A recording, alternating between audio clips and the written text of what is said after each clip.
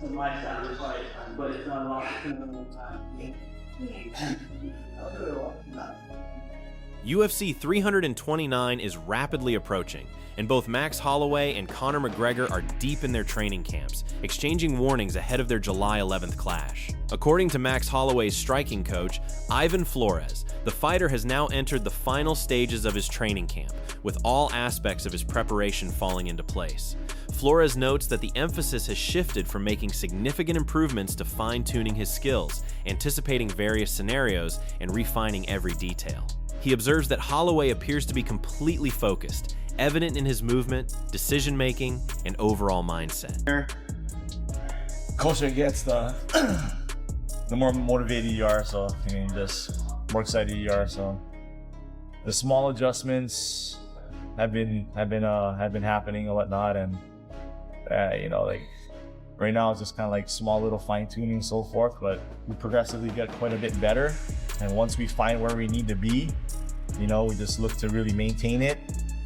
We look to any sort of contingencies, you know, adjustments that might happen, that may need to happen, plan A, B, and C. We try to make sure that we cover all our bases and whatnot. And I like it. I feel like things are really clicking.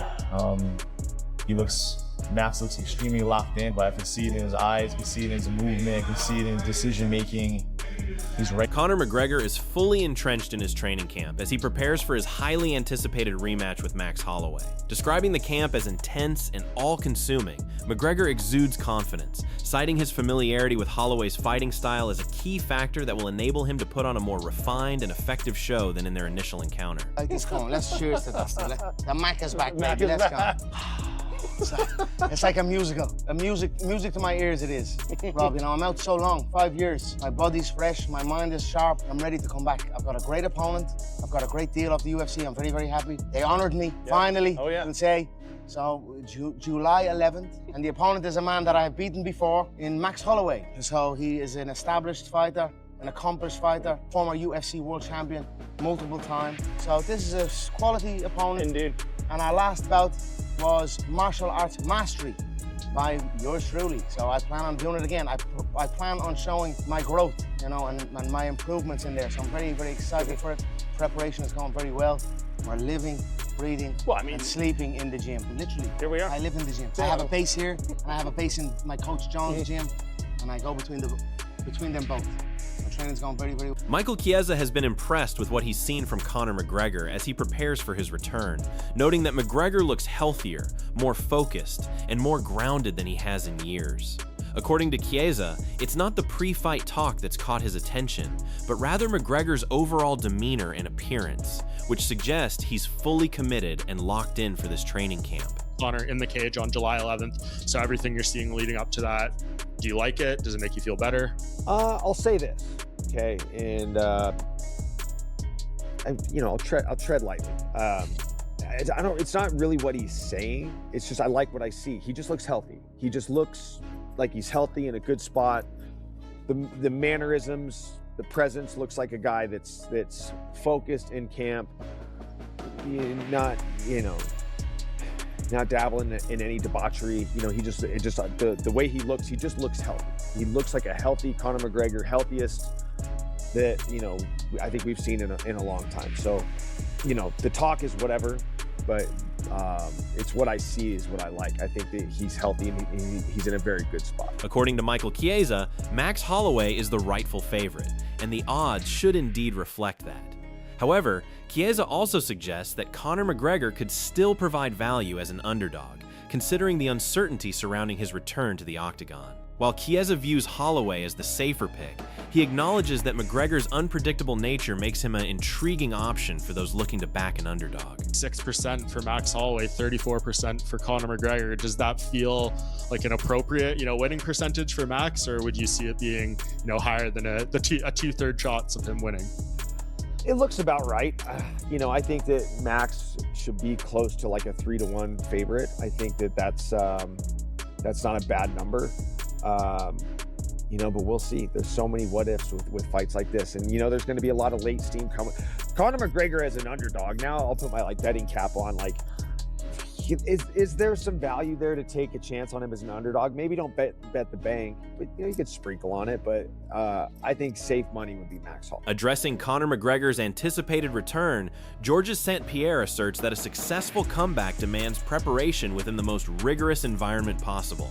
He explains fighters must embrace discomfort during training, engaging with unfamiliar sparring partners and challenging styles. St-Pierre argues that by exposing themselves to unpredictable situations, they achieve optimal readiness for fight night. Holloway, like, you know, he suffered a catastrophic injury in that window too. Like, is the harder part of that comeback, especially fighting someone like Max, who's, you know, still on top of his game? Is it more mental or physical?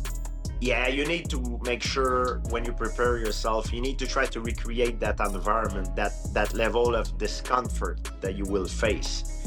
If you stay in your comfort zone during their training camp, it's not good. You need to make sure you bring guys that gonna try to make you uncomfortable, you know, like, and I'm not only talking about skills and sparring, I'm talking about, like, sometimes it's good to bring guys that you never train with. You know, you have the butterfly, you don't know how they move, you don't know if they're dirty, they're gonna try to hurt me, or, you know what I mean? Like, so Georges St-Pierre believes Conor McGregor will only return to the UFC for the biggest and most lucrative opportunities, recognizing the significant challenge that lies ahead. Nevertheless, GSP thinks McGregor has the ability to rise to the occasion, making for a compelling matchup that he's eager to see. As he puts it, if McGregor does come back, it will be for big fights, and he'll need to be prepared to put on a show. it doesn't come for small things, so you better, it's appropriate. It's appropriate. Of course, if I would be in Conor's camp, I would be like, man, it's, you know, strap in, because it's a hell of a fight, you know. But he can do it. It's gonna be interesting. I'm gonna tune in. Michael Bisping, on the other hand, pinpoints the biggest disparity in this potential matchup. He contrasts Conor McGregor's extensive layoff with Max Holloway's consistent run against elite competition. Although Bisping still considers McGregor dangerous and highly motivated, he asserts that Holloway would hold a clear advantage in timing, rhythm, and recent cage experience. July 11th, which incidentally is 3 days before Conor McGregor's 38th birthday, okay? Not an old man, but certainly not a spring chicken by any accounts, and certainly when it comes to professional fighting. Now, you could argue that he's had 5 years away from the sport, which is true. That's 5 years of not having the wear and tear. That's 5 years of not going through training camps, 5 years of not getting punched on the face, taken down, choked out, all that kind of stuff. The wear and tear, he hasn't been going through that. The man's made an absolute fortune in and outside of the cage, so he hasn't had to do that. He's been chasing business ventures and enjoying himself outside of the octagon. Fair play to him, that is the life that he's built. But he's coming back, right? And Max Holloway, as we know, has been very... Shifting his focus, Michael Bisping also weighs in on Conor McGregor's legacy and the massive hype surrounding his highly anticipated return. He anticipates an electric atmosphere in Las Vegas, with both McGregor and Max Holloway likely to receive overwhelming fan support throughout Fight Week. I'm going to sit here and rip on Conor McGregor's career. Far from it, right? He had a sensational career, and the rise that he had, I don't think we'll ever see it. The way that he took over the sport, and to be fair, the way that he's going to take over Vegas when this fight happens. The Irish are going to come out like crazy. The Hawaiians are going to be there in style as well, because of course Vegas is the 9th island, so there's going to be wild fan bases everywhere. The atmosphere at the T-Mobile Arena will be... Offering a similar perspective, Volkanovski believes McGregor remains a dangerous opponent because of his speed and explosiveness despite the extended layoff. However, he expects McGregor to start strongly before slowing down in the later rounds against an active fighter like Holloway. Familiar foe of yours, Max Holloway, will be welcoming Conor McGregor back to the octagon next month, we all hope. If this fight does happen, it's at welterweight. How do you see this going? Can Conor do anything with you know, the fighter you're probably more familiar with than anyone in Max Holloway? Well, we know that, you know, Conor hasn't been in the game for a long time, and I think a lot of people are thinking that he's just going to lose everything, but that's not the case. He's going to be dangerous. He's obviously going to still be very sharp, very explosive, still got a good eye. Is it the exact eye that he had when he was, you know, double champ and doing what he was doing? No, probably not, but still going to be very dangerous.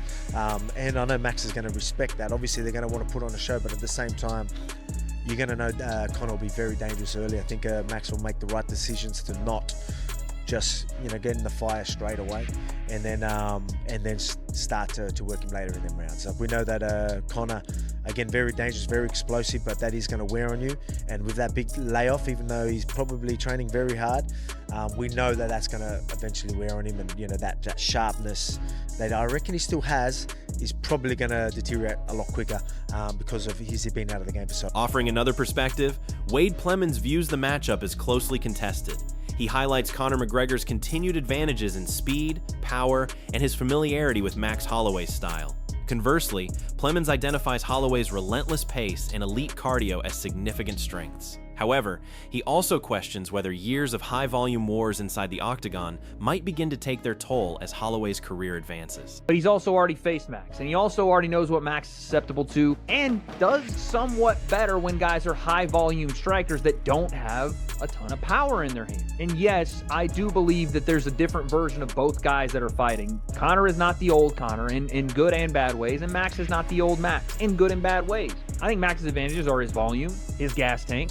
He has weaponized pace and cardio that Conor, it's very difficult for him to keep up the same pace in cardio for 5 rounds. I think Conor obviously has the speed. I think he has the power advantage. I think we'll see if he still has the fight IQ. I think we'll see if he still can walk Max onto punches and set him up in those things. But overall, the biggest thing we're not talking about that we probably should is that Max has run multiple marathons in that cage. And how will that affect his body as he, you know, gets into the later part of his career? He spent his life in there. We've seen Max from when he was a baby, and he hasn't taken any time off like Conor has. It's a massive weakness and one that Daniel Cormier takes a firm stance against the notion that Conor McGregor is a better fighter now than 5 years ago, asserting that skills do not improve without consistent competition. He clarified that this doesn't mean McGregor can't still be an elite fighter, stating that version of him could still be enough. And this isn't an attack on him. It's just not a true statement. Expanding on his point, Cormier argues that ring sharpness inevitably diminishes without regular competition. While he believes McGregor's peak form was elite enough to challenge anyone, DC insists the overall level of MMA has significantly evolved during McGregor's prolonged absence. Nurmagomedov views the long absence as a major obstacle, though he concedes a successful comeback would undoubtedly generate immense excitement across the sport. His skepticism addresses whether McGregor will truly make it to that fight, and if he possesses the capability to defeat Max Holloway. McGregor, 1, do you think he actually makes it to that fight? And 2, you think he beats Max Holloway? First of all, I don't believe he's gonna come. He's gonna be fight with him. This is first. Second, if he will, I don't sure he's gonna beat, because 5 years to staying away from this sport, this is like too much. It's very long. And third one, if he will beat him, this is good for MMA. He's beginning talk and more friends come back. You said Conor winning is good for MMA. Yes, if he will win, this is good for me. I agree. That is what it is, brother. This is the stars. Yes. As fight week approaches, Ariel Helwani is keenly anticipating Conor McGregor's performance after his extended layoff, and he expects the lead up to the event to garner enormous attention. Helwani also believes this matchup presents a significant opportunity for Max Holloway to elevate his profile on a grand stage, potentially one of the most prominent of his career. To see him back, I'm excited to see how he looks. I think the build-up's going to be fun. I think he's missed it. Genuinely, he's worked very hard to get here. Great opportunity for Max, obviously, after the Charles fight. You wouldn't have thought that he would get an opportunity that was bigger than that one, but here he is. Bigger stage, bigger name, bigger opponent, primetime international fight week, and that card will likely have Patty, Gable Steveson. That's big time stuff. That's old school international fight week. So, offering his prediction, MMA Guru leans toward Max Holloway. However, he acknowledges that Conor McGregor's size and physicality could pose a significant challenge if maintained effectively into the later rounds. Yet, the biggest question, according to Guru, remains how McGregor will respond after such a lengthy absence. He argues the fight will ultimately reveal whether McGregor can still perform at an elite level under the relentless pace and pressure of top competition. I'm gonna go towards Max Holloway, and I'm leaning towards Max Holloway, but I don't know if, like, McGregor's gonna at least have 10 pounds on him, dude. He has put on a lot of size. Is that a recipe for disaster for him if this does go into the later rounds? Yes. I'm talking about a McGregor fight in 2026. I'm breaking down a Conor McGregor fight in 2026, dude. I actually can't believe I'm saying these words. We're so back. The White House card, Strickland beats Chimaev. If only Yuri wouldn't have fumbled it. Yuri, you fool. It's all good though, man. We're so... Expanding on his prediction, MMA Guru anticipates Conor McGregor's most significant threat will emerge in the opening rounds, driven by his power and explosiveness. However, he questions if McGregor's added size and extended inactivity will become liabilities as the fight progresses, ultimately favoring Max Holloway due to his relentless pace, exceptional cardio, and proven durability. Makes it interesting in the later rounds because McGregor's put on some big size and he's been inactive. And of course his calf is going to be a target for Max Holloway, although that's not something that Holloway typically does. It's not like a weapon of his that McGregor has to watch out for. And McGregor's going to have a lot of power at 170 though on the other side of things. And Holloway just had a lot of momentum snatched away from him by Charles Oliveira. And this is very quickly announced as well. Like last week this was rumored and then now it's official. And I feel like that's by design from Conor McGregor. Maybe Holloway was hearing about some things, but this doesn't really give Holloway time to think about adjusting to 170. He's probably going to show up in 155 shape and just not cut the weight at all. I'm leaning towards Holloway, though. I don't think you can just dip in and out of this game. McGregor is really good, and he's going to be dangerous early, and it would be interesting and crazy if he does just chin Holloway immediately. As the debate over the potential matchup continues to gain momentum, Brendan Schaub raises an important question.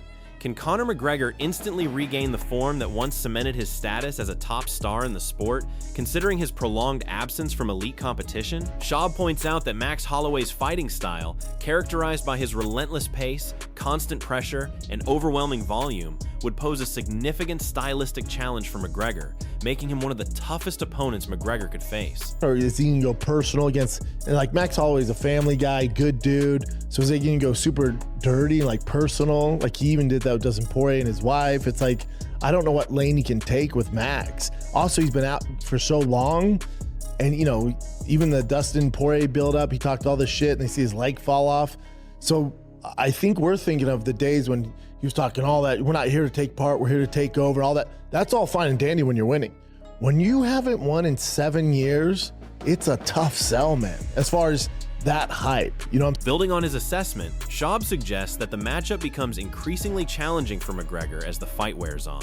He cites Holloway's durability, relentless pace, and comfort fighting at welterweight as key factors that could eventually give him the upper hand, implying that McGregor's best chance of success lies in finishing the fight early, before cardio becomes a deciding factor. Awful fight for him. Stylistically, it's a horrible match. Max is going to be so strong at 170, being able to eat whatever, you know, I mean, within reason, but being able to eat whatever he wants, being able to be as strong as you've ever seen him. I think the thing to think about is, you know, Max Holloway's always been Mr. Durable, kind of like Nate Diaz. And once that goes, it's a sad, sad thing to watch. So it's like, the questions are, is Max Holloway still Mr. Durable?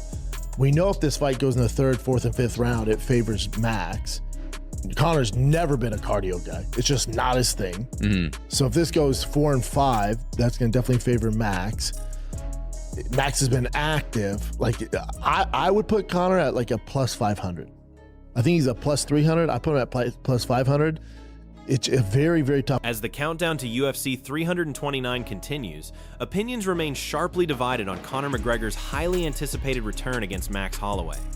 The crucial question: will McGregor reassert his dominance and remind the world why he became one of MMA's biggest stars? Or will Holloway's relentless activity, pace, and unmatched durability prove an insurmountable challenge?